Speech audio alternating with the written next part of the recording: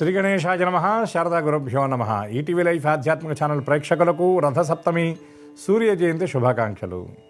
శ్రేష్ఠ కార్యక్రమానికి శుభస్వాగతం. కార్యక్రమంలో శుభతిథి అంశాలు నేటి పంచాంగ వివరాలు చూద్దాం. ఆంగ్లతేదీ 25వ తేదీ 1వ నెల 2026 సంవత్సరం ఆదివారం. స్వస్తిశ్రీ చాంద్రమానశ్రీ విశ్వావసనామ సంవత్సరం ఉత్తరాయణం. శిశిర ఋతువు మాఘమాసం. శుక్లపక్షం సప్తమి తిథి రాత్రి 9 గంటల 10 నిమిషాల వరకు, అనంతరం అష్టమి. రేవతి నక్షత్రం మధ్యాహ్నం 12 గంటల 16 నిమిషాల వరకు, అనంతరం అశ్విని నక్షత్రం. సిద్ధం యోగం ఉదయం 10 గంటల 55 నిమిషాల వరకు, అనంతరం సాధ్యయోగం. గరజీకరణం ఉదయం 10 గంటల 5 నిమిషాల వరకు, అనంతరం వణిజకరణం. నేడు వర్జ్యం అభావం, అనగా వర్జ్యం లేదు. దుర్ముహూర్తం సాయంత్రం 4 గంటల 35 నిమిషాల నుండి 5 గంటల 20 నిమిషాల వరకు.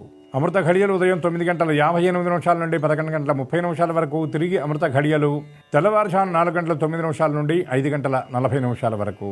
నేటి రాహుకాలం సాయంత్రం 4:30 గంటల నుండి 6 గంటల వరకు. యమగండం మధ్యాహ్నం 12 గంటల నుండి 1 గంట 30 నిమిషాల వరకు. ఈనాటి విశేషం రథసప్తమి సూర్య జయంతి. ఈ రోజున ప్రత్యక్ష నారాయణుడైనటువంటి సూర్య భగవానుడి యొక్క ఆవిర్భావ దినం సూర్య జయంతి. ఈ రోజున ఈ మాఘమాసంలో వచ్చేటటువంటి శుక్లపక్ష సప్తమి రథసప్తమి నాడు మన్వాది అని కూడా పిలుస్తారు. ఈ ప్రస్తుత మన్వంతర పురుషుడు ఎవరైతే ఉన్నాడో వైవస్వత మనువు, ఆయన ఆవిర్భవించినటువంటి రోజుగా, అంతేకాకుండా మన్వంతరం ఆరంభమైనటువంటి రోజుగా కూడా చెప్తారు. దీన్ని మన్వాది అని పిలుస్తారు. పూర్వపు రోజుల్లో మనకి ఈ తెలుగు వారందరూ కూడా రథసప్తమిని కొత్త సంవత్సరంగా ఆరాధించినట్టుగా కూడా మనకు కొన్ని గ్రంథాల ద్వారా తెలియవస్తున్న విషయం. తర్వాత కలియుగ ఆరంభమైనటువంటి చైత్ర శుక్ల పాడ్యమి నాడు పంచాంగం మారుతుంది కాబట్టి దాన్ని ఉగాదిగా జరుపుతున్నారు. కానీ కొన్ని సంప్రదాయాల్లో రథసప్తమిని సంవత్సర ప్రారంభం రోజుగా కూడా భావన చేస్తారు. వైవస్వత మన్వంతరానికి సూర్యుడికి ఉన్నటువంటి సంబంధాన్ని కనుక మనం గమనించినట్లయితే వివస్వతుడు అని సూర్యభగవానుడు అంటారు. సూర్యభగవానుడి యొక్క కుమారుడు సంజ్ఞాదేవికి జన్మించినటువంటి వాడు కాబట్టి ఆయన్ని వైవస్వతుడు అని అన్నారు. ఆ సృష్టి ప్రారంభానికి ముందు జరిగినటువంటి ప్రళయంలో ఆయన ఒక మహారాజు అయితే అర్ఘ్యప్రదానం చేస్తూ ఉన్నటువంటి సమయంలో ఒక చిన్న చేపపిల్ల ఆ జలంలోకి ఆయన అరచేతిలోకి వచ్చి నన్ను కాపాడంటే ఆయన వెంటనే తీసుకువెళ్ళి ఒక కుండలో ఆ చేపని భద్రపరచడం జరుగుతుంది. అది 16 అంగుళాల ప్రమాణంలోకి వెళితే ఆ కుండ నుండి మరొక చిన్న బావిలో వేస్తాడు. బావి నుండి కూడా మరీ పెద్దదైతే వెంటనే నదిలో వేస్తాడు. నది నుండి కూడా పెద్దదైతే అది సముద్రంలో వేస్తాడు. అప్పుడు ఎవరు నీవు అని అడిగితే నేను సాక్షాత్తు ఆ స్థితికారకుడైనటువంటి విష్ణువుని అని ఆ మత్స్యం సమాధానం చెబితే, ఏమిటి ఈ అవతారంలో ఉన్నటువంటి అంతరార్థం అంటే ఏం లేదు, ఈ జలచర భూచర ఖేచరములు అండజములు స్వేదజములు ఉద్భుజములు ఏవైతే ఉన్నాయో వీటన్నిటితో పాటు బీజములను కూడా ఒక దీంట్లో కట్టేసేసి నా కొమ్ముకు భద్రపరిచినట్లయితే ఇప్పుడు ఒక 100 సంవత్సరాల్లో ప్రళయం సంభవిస్తుంది, అనంతరం ఈ జీవులందరూ కూడా మళ్ళీ ఉద్ధరింపబడతారు అని చెప్తే ఆయన ఆ విధంగా చేయడం జరిగింది. అటువంటి దీనికి సహకరించినటువంటి వాడు కాబట్టి ఆయన తరువాత ఏ వరం కావాలి అని అడిగితే ఈ మొత్తం ఒక కాలపురుషుడిగా నేను జన్మించి మొత్తాన్ని ఉద్ధరించాలని చెప్తే ఆయన ఆ మన్వంతరం మనువుగా జన్మించేటటువంటి అవకాశాన్ని, వరాన్ని శ్రీమన్నారాయణమూర్తి అందించడం జరిగింది. ఇంత పరమ పవిత్రమైనటువంటి ఈ మన్వాది రోజున, ఈ సూర్య జయంతి రోజున సూర్యగ్రహ ఆరాధన చాలా విశేషమైంది. అందులో మరొక విశేషం ఏమిటి ఈరోజు అంటే ఆదిత్యుడి యొక్క అధిష్టాన వారమైనటువంటి ఆదివారం సప్తమి కలిసి రావటం. దీన్ని భాను సప్తమి అని కూడా పిలుస్తారు. ఆదిత్యుడికి ఏది ప్రీతికరమైంది అంటే ఆయన ఆరాధన చక్కగా చేయొచ్చు, అర్ఘ్యప్రదానం చేయొచ్చు. దానితోపాటు ఎర్రని పుష్పాలు, ఎర్రచందనంతో చేసినటువంటి ఎర్రని అక్షతలతో ఆయన అర్చన చాలా ఆయనకి ప్రీతికరమైంది. ఆదిత్య హృదయం పారాయణ చేయడం చాలా విశేషం. మనకి సంప్రదాయంలో ఆయన యొక్క రథానికి సంకేతాత్మకంగా మన వాళ్ళు ఏం చేస్తారంటే చిక్కుడుగాయలతో రథాన్ని తయారు చేసి ఒక తమలపాకులో ఎర్రచందనంతో సూర్యబింబాన్ని చిత్రించి దానికి పూజ చేస్తారు. అదేవిధంగా సూర్యకిరణాలు పడే విధంగా ఈ ధనుర్మాసంలో ఉపయోగించినటువంటి గొబ్బెమ్మలను పిడకలుగా తయారు చేసి దాని మీద పాయసాన్ని వండి సూర్యభగవానుడికి నివేదన చేస్తారు. మనం ఏ దేవతకు ప్రసాదాన్ని నివేదించినా వారు రసగ్రహణం మాత్రమే చేస్తారని మనం భావన చేస్తాం, అది ప్రత్యక్షంగా తిలకించలేము. కానీ సూర్యభగవానుడికి చేసేటటువంటి ఆరాధనలో ఆయనకు నివేదించేటటువంటి పదార్థాన్ని స్వయంగా ఆయన చేతులతో తీసుకున్నట్లుగా ఆయన చేతులు ఏమిటంటే ఆయన కిరణాలు. ఆ ప్రసాదాన్ని ఆయన చక్కగా గ్రహిస్తాడు. 7 చిక్కుడాకుల్లో పెట్టి ఆ సప్తకిరణ భాస్వంతుడైనటువంటి భాస్కరుడికి ఆ పదార్థాన్ని నివేదన చేస్తారు. ఇవన్నీ చేయటం శాస్త్రవిధి. ఇవేవి చేయలేనటువంటి వాళ్ళు, అశక్తులు, వసతి లేనటువంటి వాళ్ళు ఆయనకు నమస్కారం చేసినా చాలు. నమస్కార ప్రియోభాను ఉంటారు. అంతేకాకుండా ఆదిత్యుడికి నమస్కారం చేస్తే ఏమిటండి విశేషం అంటే ఆదిత్యస్య చ నమస్కారం ఏ కుర్వంతి దినే దినే జన్మాంతర సహస్రేషు దారిద్ర్యం నోపపద్యతే అని ఈ సృష్టి మొత్తానికి కూడా ప్రాణశక్తి స్వరూపమైనటువంటి ఆదిత్యుడిని యథాశక్తిగా ఈనాడు మనం ఆరాధన చేయాలి. మన భారతీయ ధర్మం ఏమిటంటే కృతజ్ఞత. మనకి నిరంతరం ప్రాణశక్తిని ప్రసాదించి ఆహారాన్ని అందించి ఆయన ప్రత్యక్ష నారాయణుడిగా ఈ జాతిని, ఈ లోకాన్ని మొత్తాన్ని, ఈ జీవులందరినీ ఉద్ధరిస్తున్నటువంటి వాడు. కాబట్టి అటువంటి రోజున ఈ భగవంతుడికి మనం నిత్యం కృతజ్ఞులమై ఉండాలి. కానీ ఆయా జయంతుల రోజు తప్పకుండా ఆయా దేవతామూర్తులకు మనం కృతజ్ఞతావిష్కరణ చేయాలి. కాబట్టి రథసప్తమిని విధి విధాన పురస్సరంగా అందరూ ఆచరించాలి. సూర్యభగవానుడికి అర్ఘ్యం ఇవ్వాలి. నిత్యం కూడా సూర్యారాధన ప్రధానంగా చేయాలి. ఆదిత్య హృదయ పారాయణ యథాశక్తిగా చేసి సూర్యభగవానుడికి వినమ్రంగా కృతజ్ఞతాపూర్వకంగా ఈనాడు తప్పకుండా నమస్కారం చేయాలి. అవకాశం ఉన్నటువంటి వాళ్ళు ద్వాదశాదిత్య నామాలు చెప్పి ఆయనకి నమస్కారం చేసినట్లయితే విశేషమైన ఫలితాలు పొందగలుగుతారు. అంతేకాకుండా ఆ సప్తగిరీషుడైనటువంటి కలియుగ వరదుడు శ్రీయపతి శ్రీనివాసుడు ఈ రోజున సూర్య జయంతి సందర్భంగా 7 వాహనాల మీద భక్తులందరినీ అనుగ్రహిస్తాడు. వాటిలో మొట్టమొదటి వాహనం సూర్యప్రభ వాహనం అయి ఉంటుంది. ఈ సూర్య జయంతికి మన సంప్రదాయానికి చాలా దగ్గర సంబంధం ఉంది. కాబట్టి ఈ సూర్య జయంతిని అందరూ ఆరాధించి, అందరూ ఆచరించి సూర్యభగవానుడి యొక్క దివ్య కృపకు పాత్రులై ఆయురారోగ్య ఐశ్వర్యాలను పొందాలని మనసారా ఆశిస్తూ మరొక్కసారి ప్రేక్షకులందరికీ రథసప్తమి శుభాకాంక్షలు తెలియజేసుకుంటూ స్వస్తి.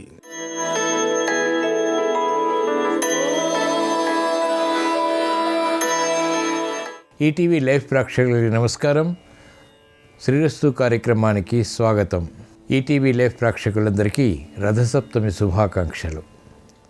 ఈనాటి శ్రీరస్తు కార్యక్రమంలో గ్రహయోగం అంశంలో గ్రహాల యొక్క స్థితిగతులు, వాటి యొక్క శుభాశుభ ఫలితాల గురించి పరిశీలిద్దాం. రథసప్తమి సందర్భంగా ద్వాదశ రాశుల వారు సూర్యదేవుణ్ణి ఏ పుష్పాలతో పూజించాలి, ఎటువంటి నైవేద్యాలు నివేదించాలి అనేటువంటి విషయాలు కూడా తెలుసుకుందాం. అలాగే ద్వాదశ రాశుల వారికి అదృష్ట సంఖ్య, అదృష్ట వర్ణం, అనుకూల దిక్కు, అనుకూల దైవం వంటి విశేషాలు కూడా తెలుసుకుందాం. ముందుగా నేటి పంచాంగ వివరాలు. ఈరోజు మాఘశుద్ధ సప్తమి, వారం భానువారం లేదా ఆదివారం, నక్షత్రం రేవతి. ఇప్పుడు గ్రహాల యొక్క స్థితిగతులు పరిశీలిద్దాం. బృహస్పతి సంచారం మిథున క్షేత్రంలో, కేతు సంచారం సింహ క్షేత్రంలో, రవి కుజ బుధ శుక్రుల సంచారం మకర క్షేత్రంలో, రాహు సంచారం కుంభక్షేత్రంలో, శని సంచారం మీనక్షేత్రంలో, చంద్ర సంచారం కూడా మీన క్షేత్రంలో. ఇది ఈరోజు గ్రహాల యొక్క స్థితిగతులు. వీటి ఆధారంగా ద్వాదశ రాశుల వారికి ఏర్పడేటువంటి శుభాశుభ ఫలితాలు తెలుసుకుందాం. ముందుగా మేషరాశి.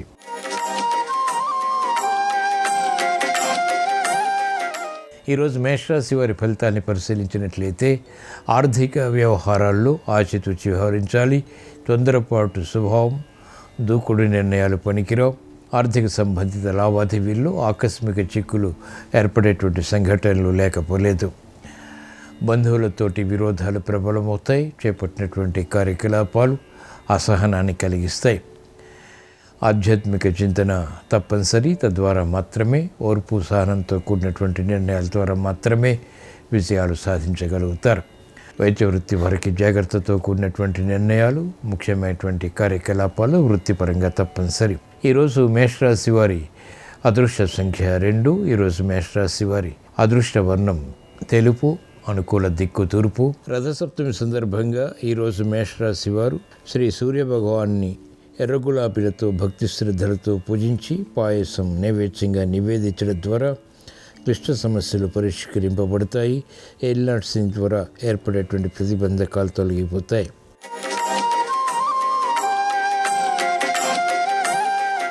ఈరోజు వృషభ రాశి వారి ఫలితాన్ని పరిశీలించినట్లయితే లాభదాయకమైనటువంటి కార్యకలాపాలు ఒక్కొక్కటిగా పూర్తి చేయగలుగుతారు. సంబంధ బాంధవ్యాలు మెరుగవుతాయి. సంభాషణలు రుచిస్తాయి. ఆర్థిక పరిస్థితి మెరుగవుతుంది.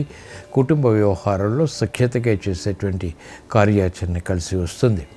ఆరోగ్యం పదిలం. చేపట్టినటువంటి కార్యకలాపాల్లో ప్రోత్సాహకర పరిస్థితులు ఆర్థిక పరంగా బలాన్ని పెంచుతాయి. రాజకీయ రంగం వారికి అనుకూల పరిస్థితులు ఆర్థికంగా కొనసాగుతాయి. కుటుంబ వ్యవహారాల్లో మహిళలు ప్రధాన పాత్రని పోషించగలుగుతారు. ఈరోజు వృషభ రాశి వారి అదృష్ట సంఖ్య 6. ఈరోజు వృషభ రాశి వారి అదృష్ట వర్ణం తెలుపు, అనుకూల దిక్కు తూర్పు.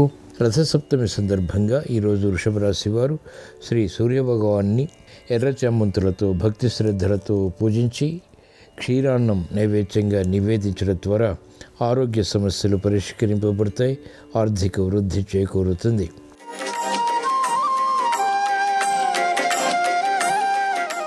ఈరోజు మిథున రాశి వారి ఫలితాన్ని పరిశీలించినట్లయితే సంశయాత్మక నిర్ణయాల ద్వారా ఏర్పడినటువంటి ప్రతిష్టంభన తొలగుతుంది.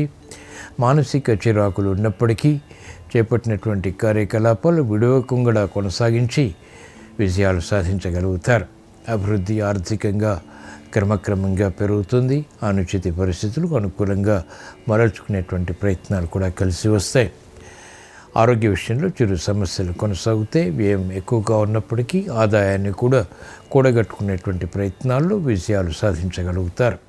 ఈరోజు మిథున రాశి వారి అదృష్ట సంఖ్య 2. ఈరోజు మిథున రాశి వారి అదృష్ట వర్ణం ఆకుపచ్చ, అనుకూల దిక్కు ఉత్తరం.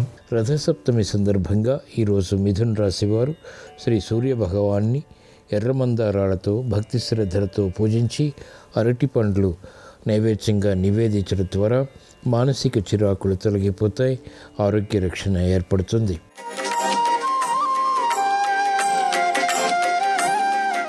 ఈరోజు కర్కాటక రాశి వారి ఫలితాన్ని పరిశీలించినట్లయితే ఆత్మవిశ్వాసంతో కూడినటువంటి కార్యాచరణ మాత్రమే కలిసి వస్తుంది. తత్తరపాటు సంఘటనలు ఉన్నప్పటికీ నిశ్చయమైనటువంటి స్థిరమైనటువంటి నిర్ణయాల ద్వారా మాత్రమే విజయాలు సాధించగలుగుతారు. తత్తరపాటు సంఘటనలు, తత్తరపాటు ఆలోచనలు పనికిరావు. సామర్థ్యంతో కూడినటువంటి కార్యాచరణ తప్పనిసరి. రాజకీయ రంగం వారికి ప్రాధాన్యత పెరుగుతుంది. మహిళలకు ఇబ్బందికర పరిస్థితులు ఆరోగ్యపరంగా, ఆర్థిక పరంగా ఉన్నప్పటికీ ఏకాగ్రతతో కూడినటువంటి కార్యాచరణ ద్వారా మాత్రమే విజయాలు సాధించగలుగుతారు. ఈరోజు కర్కాటక రాశి వారి అదృష్ట సంఖ్య 1. ఈరోజు కర్కాటక రాశి వారి అదృష్ట వర్ణం మెరుపు, అనుకూల దిక్కు ఉత్తరం. రథసప్తమి సందర్భంగా ఈరోజు కర్కాటక రాశి వారు శ్రీ సూర్య భగవాన్ని పారిజాతాలతో భక్తి శ్రద్ధలతో పూజించి గోధుమ అన్నం నైవేద్యంగా నివేదించడం ద్వారా క్లిష్ట సమస్యలు పరిష్కరింపబడతాయి.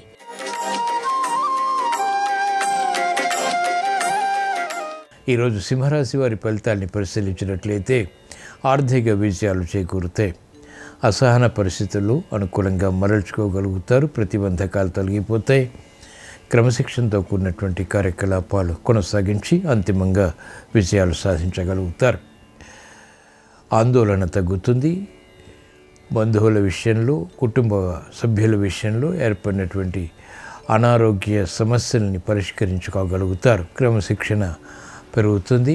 ఆర్థిక సంబంధిత లావాదేవీలు రాజకీయ రంగం వారికి, వ్యాపార రంగం వారికి కూడా కలిసి వస్తాయి. ఈరోజు సింహరాశి వారి అదృష్ట సంఖ్య 5. ఈరోజు సింహరాశి వారి అదృష్ట వర్ణం ఆకుపచ్చ, అనుకూల దిక్కు ఉత్తరం. రథసప్తమి సందర్భంగా ఈరోజు సింహరాశి వారు శ్రీ సూర్య భగవాన్ని జిల్లేడు పూలతో భక్తి శ్రద్ధలతో పూజించి పులిహోర నైవేద్యంగా నివేదించడం ద్వారా ఆరోగ్య రక్షణ చేకూరుతుంది. అధికారంతో కూడినటువంటి విజయాలు సాధించగలుగుతారు.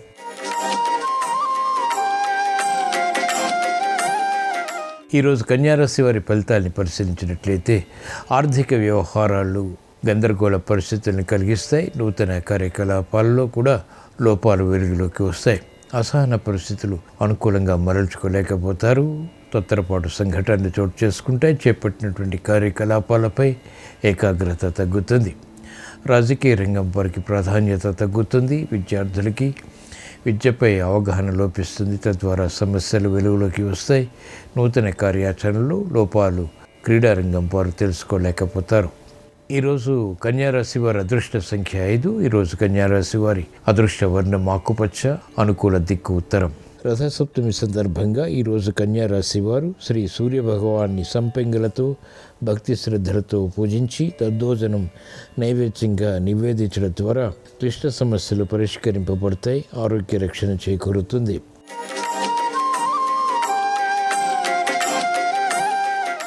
ఈరోజు తులారాశి వారి ఫలితాన్ని పరిశీలించినట్లయితే సంబంధ బాంధవ్యాలు మెరుగవుతాయి. విదేశీ ప్రయాణాలు వంటివి ఉపకరిస్తాయి. ఇంపైన వార్తలు వింటారు. గతంలో ఆగిపోయినటువంటి కార్యకలాపాలు పునఃప్రారంభించగలుగుతారు. మానసిక ధైర్యం పెరుగుతుంది. మానసిక ప్రశాంతత పెరుగుతుంది. గతంలో కన్నా మెరుగైనటువంటి పరిస్థితులు ఆర్థికంగా బలాన్ని చేకూరుస్తాయి. రాజకీయ రంగం వారికి నూతన ప్రణాళికలు అమలు చేసేటువంటి సామర్థ్యం పెరుగుతుంది. అనుకూల పరిస్థితులు విద్యార్థులకి లాభిస్తాయి. విద్యలో అవగాహనతో కూడినటువంటి విషయాలు సంతృప్తిని పెంచుతాయి. ఈరోజు తులారాశి వారి అదృష్ట సంఖ్య 3. ఈరోజు తులారాశి వారి అదృష్ట వర్ణం పసుపు, అనుకూల దిక్కు ఉత్తరం.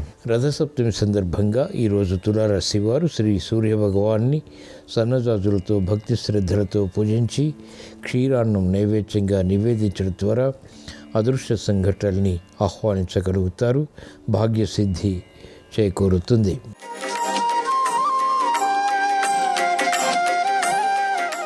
ఈరోజు వృశ్చిక రాశి వారి ఫలితాన్ని పరిశీలించినట్లయితే ఆర్థిక వ్యవహారాల్లో ఆచితూచి వ్యవహరించాలి.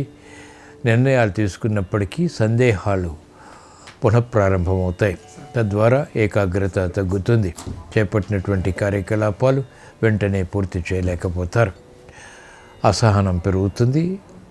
ఆర్థిక సంబంధిత లావాదేవీల విషయంలో మోసపూర్తి వాతావరణం ద్వారా ఏర్పడినటువంటి సమస్యలు జటిలమవుతాయి, మానసిక వేదనకి గురి చేస్తాయి. ఈరోజు వృశ్చిక రాశి వారి అదృష్ట సంఖ్య 5. ఈరోజు వృశ్చిక రాశి వారి అదృష్ట వర్ణం ఆకుపచ్చ, అనుకూల దిక్కు ఉత్తరం. రథసప్తమి సందర్భంగా ఈరోజు వృశ్చిక రాశి వారు శ్రీ సూర్య భగవాన్ని బిల్వదళాలతో భక్తి శ్రద్ధలతో పూజించి దద్దోజనం నైవేద్యంగా నివేదించడం ద్వారా ఆశించినటువంటి ప్రయోజనాలు పొందగలుగుతారు.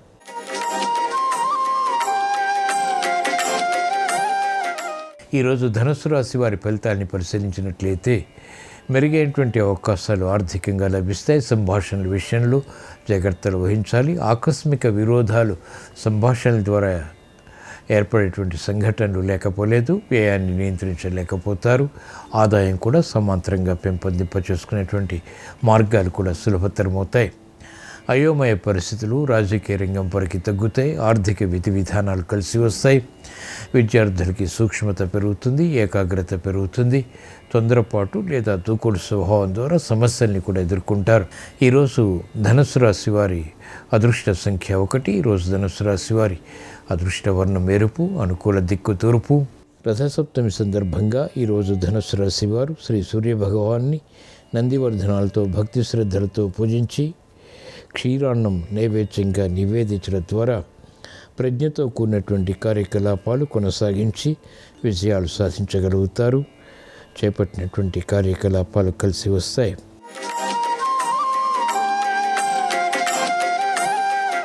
ఈరోజు మకర రాశి వారి ఫలితాన్ని పరిశీలించినట్లయితే ఆర్థిక వ్యవహారాలు కలిసి వస్తాయి. ఆరోగ్య విషయంలో ఖర్చులు పెరుగుతాయి.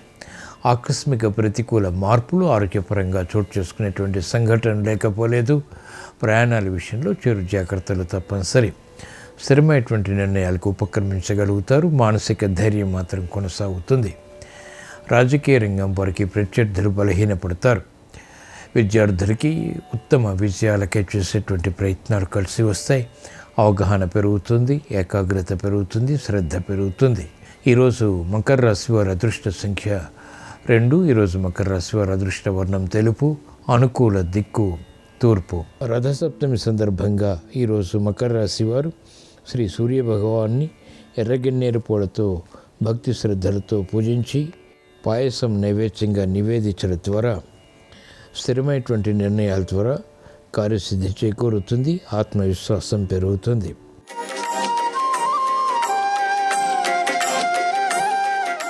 ఈరోజు కుంభరాశి వారి ఫలితాన్ని పరిశీలించినట్లయితే అసాధారణమైనటువంటి కార్యాచరణ చేపట్టవలసినటువంటి ఆవశ్యకత ఏర్పడుతుంది. గందరగోళ పరిస్థితులు ఉంటాయి. పట్టుదలతో కూడినటువంటి కార్యాచరణ ద్వారా మాత్రమే విజయాలు సాధించగలుగుతారు. అనుకోనటువంటి విషయాలపై ఆలోచనలు పెంచుకుని తద్వారా సమస్యలు సృష్టించుకునేటువంటి సంఘటనలు కూడా చోటు చేసుకుంటాయి. ప్రాధాన్యత లేనటువంటి అంశాలని పరిగణలోకి తీసుకోవడం ద్వారా కూడా సమస్యలు ఎదురవుతాయి. కాబట్టి జాగ్రత్తలు వహించాలి. నూతన కార్యక్రమాల విషయంలో జాగ్రత్తతో కూడినటువంటి నిర్ణయాలు మాత్రమే ఉపకరిస్తాయి. ఈరోజు కుంభరాశి వారి అదృష్ట సంఖ్య 1. ఈరోజు కుంభరాశి వారి అదృష్ట వర్ణం ఎరుపు, అనుకూల దిక్కు తూర్పు. రథసప్తమి సందర్భంగా ఈరోజు కుంభరాశి వారు శ్రీ సూర్య భగవాన్ని ఎర్ర గులాబీలతో భక్తి శ్రద్ధలతో పూజించి చక్కెర పొంగలి నైవేద్యంగా నివేదించడం ద్వారా మానసిక చిరాకులు దూరమవుతాయి. ఆరోగ్య రక్షణ చేకూరుతుంది.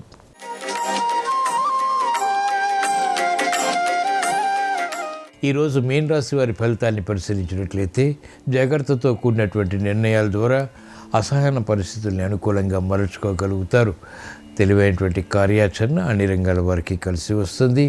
సామర్థ్యంతో కూడినటువంటి కార్యకలాపాలు శ్రమ ఉన్నప్పటికీ నిర్వహించి అంతిమ విజయాలు సాధించగలుగుతారు. పట్టుదల పెరుగుతుంది. కార్యసాధనకై చేసేటువంటి ప్రయత్నాలు కలిసి వస్తాయి. లాభదాయకమైనటువంటి కార్యకలాపాలు వ్యాపార రంగం వారు ప్రారంభించగలుగుతారు. రాజకీయ రంగం వారికి సునాయాస విజయాలు సంతృప్తిని కలిగిస్తాయి. ఈరోజు మీన రాశి వారి అదృష్ట సంఖ్య 3. ఈరోజు మీన రాశి వారి అదృష్ట వర్ణం పసుపు. అనుకూల దిక్కు ఈశాన్యం. రథసప్తమి సందర్భంగా ఈరోజు మీన రాశి వారు శ్రీ సూర్య భగవాన్ని మారేడు దళాలతో పూజించి పులిహోర నైవేద్యంగా నివేదించడం ద్వారా ఆర్థిక స్తోమత పెరుగుతుంది. ఆరోగ్య రక్షణ చేకూరుతుంది. సమస్యలు వేగవంతంగా పరిష్కరింపబడతాయి. ఇవి ఈరోజు ద్వాదశ రాశుల వారికి ఏర్పడేటువంటి శుభాశుభ ఫలితాలు.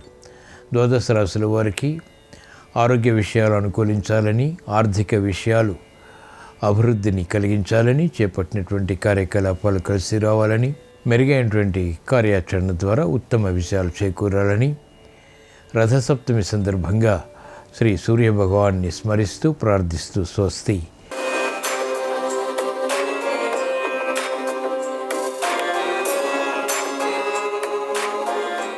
నమస్కారం.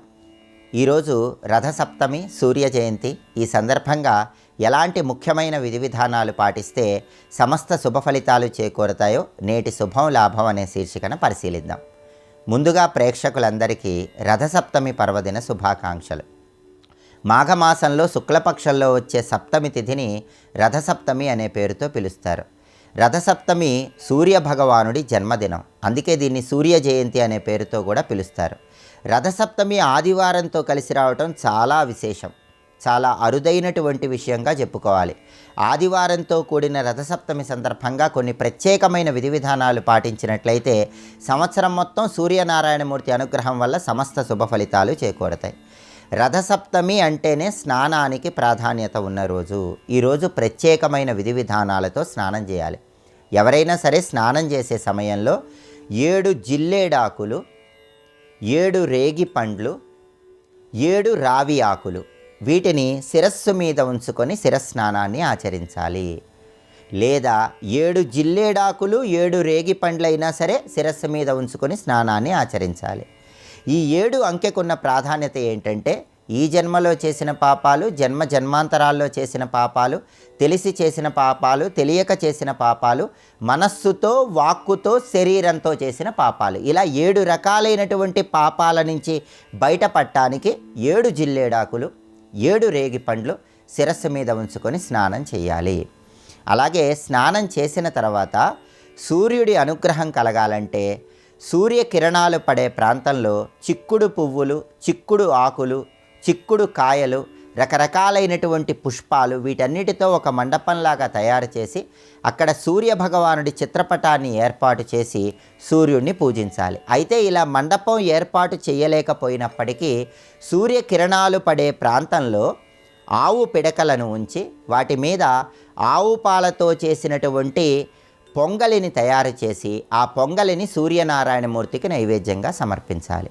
అయితే సూర్యుడి చిత్రపటం గృహంలో లేని వాళ్ళు ఏం చేయాలంటే ఒక తమలపాకు మీద తడి గంధంతో గుండ్రంగా ఒక రూపును గీసి దాన్ని సూర్యనారాయణమూర్తి స్వరూపంగా భావించుకొని ఆ రూపు దగ్గరే సూర్యకిరణాలు పడే ప్రాంతంలో తయారు చేసినటువంటి పొంగలిని నైవేద్యంగా సమర్పించాలి. అలాగే రథసప్తమి సందర్భంగా 7 చిక్కుడు కాయలు తీసుకొని ఆ 7 చిక్కుడు కాయలు రథం ఆకారం వచ్చేలాగా ఏర్పాటు చేయాలి. ఇలా చేస్తే కూడా సూర్యుడి అనుగ్రహం కలుగుతుంది. అలాగే పొంగలి తయారు చేసిన తర్వాత చిక్కుడు ఆకుల్లో ఆ పొంగలి ఉంచి సూర్యభగవానుడికి నైవేద్యంగా సమర్పించాలి.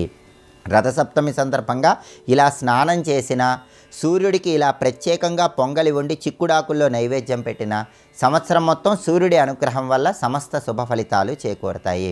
అలాగే రథసప్తమి రోజు దానానికి కూడా చాలా ప్రాధాన్యత ఉంది. గొడుగు, పాదరక్షలు ఈ రెండింటిని రథసప్తమి సందర్భంగా దానం ఇవ్వాలి. అలా దానం ఇవ్వటం ద్వారా సూర్యభగవానుడి అనుగ్రహానికి చాలా సులభంగా ప్రతి ఒక్కరూ పాత్రలు కావచ్చు. అలాగే దగ్గరలో ఎవరైనా నది ఉన్నవాళ్ళు లేదా చెరువు ఉన్నవాళ్ళు రథసప్తమి సందర్భంగా ఒక ప్రమిదలో ఆవు నెయ్యి కానీ నూనె కానీ పోసి ఒత్తులు వేసి దీపాన్ని వెలిగించి ఆ దీపాన్ని శిరస్సు మీద ఉంచుకొని నది దగ్గరకు వెళ్ళి నదిలో ఆ దీపాన్ని విడిచిపెట్టాలి. ఇలా చేయటం ద్వారా గ్రహదోష తీవ్రతను తగ్గింపజేసుకొని సమస్త శుభ ఫలితాలను అందిపుచ్చుకోవచ్చు. అలాగే రథసప్తమి సందర్భంగా స్వయంగా విశ్వామిత్రుడు సూర్యుడిని ప్రార్థించినటువంటి ఒక శ్లోకం అందరూ తప్పకుండా చదువుకోవాలి. సప్త సప్త మహాసప్త సప్తద్వీప వసుంధర సప్తార్క వర్ణమాదాయ సప్తమి రథసప్తమి. ఈ ఒక్క శ్లోకాన్ని రథసప్తమి సందర్భంగా గృహంలో దీపారాధన చేశాక పఠించినట్లయితే సంవత్సరం మొత్తం సూర్యభగవానుడి అనుగ్రహం వల్ల సమస్త శుభ ఫలితాలను సిద్ధింపజేసుకోవచ్చు. కాబట్టి రథసప్తమి ఆదివారంతో కలిసి రావటం చాలా విశేషం. అలాగే ఈరోజు ఇచ్చేటటువంటి అర్ఘ్యము కొన్ని వేల రెట్లు విశేషమైన శుభ ఫలితాలను కలిగింపజేస్తుంది. కాబట్టి ఎవరైనా సరే నదికి వెళ్ళి స్నానం చేసేవాళ్ళు నదిలోనే సూర్యుడికి అర్ఘ్యం ఇవ్వండి. లేదా గృహంలో స్నానం ఆచరించే వాళ్ళైతే రాగి పాత్రలో జలం తీసుకొని ఆ జలంలో కొద్దిగా కుంకుమ పువ్వు పొడి, ఎరుపు రంగు పుష్పాలు, కుంకుమ కలిపిన అక్షింతలు, ఎండుమిరపకాయ గింజలు వీటన్నిటినీ వేసి ఆ నీటితో తూర్పు వైపు తిరిగి ఓం ఘృణి సూర్య ఆదిత్యోం అని 12 సార్లు చదువుతూ ఆ నీళ్లు మొక్కలో విడిచిపెడుతూ అర్ఘ్యం ఇవ్వాలి. ఆదివారంతో కూడిన రథసప్తమి సందర్భంగా ఈరోజు అర్ఘ్యం ఇచ్చినట్లయితే సూర్యుడి సంపూర్ణమైన అనుగ్రహం చాలా సులభంగా అందిపుచ్చుకోవచ్చు. అలాగే ఈరోజు ప్రతి ఒక్కరూ కూడా ఓం నమో భగవతే శ్రీ సూర్యాయ అక్షితేజసే నమః అనే మంత్రాన్ని కనీసం 21 సార్లు పఠించినట్లయితే కూడా సూర్యభగవానుడి అనుగ్రహం వల్ల సమస్త శుభ ఫలితాలను సిద్ధింపజేసుకోవచ్చు. సూర్యాష్టకం కానీ ఆదిత్య హృదయం కానీ ఈరోజు చదివినా విన్నా అద్భుతమైన శుభ ఫలితాలు అందిపుచ్చుకోవచ్చు. ఈ విధి విధానాలు పాటించండి. సంవత్సరం మొత్తం సూర్యనారాయణమూర్తి అనుగ్రహం వల్ల సమస్త శుభ ఫలితాలను సిద్ధింపజేసుకోండి. అలాగే మాఘమాసం అంటే దానాలకు ప్రాధాన్యత ఉన్న మాసం. మాఘమాసంలో ఎటువంటి దానాలు నిర్వహిస్తే ఎటువంటి సత్ఫలితాలు కలుగుతాయో, అలాగే రేపు భీష్మాష్టమి కాబట్టి భీష్మాష్టమి సందర్భంగా పాటించాల్సిన ముఖ్యమైన విధి విధానాలు ఏంటో రేపటి శుభం లాభం అనే శీర్షికన పరిశీలిద్దాం.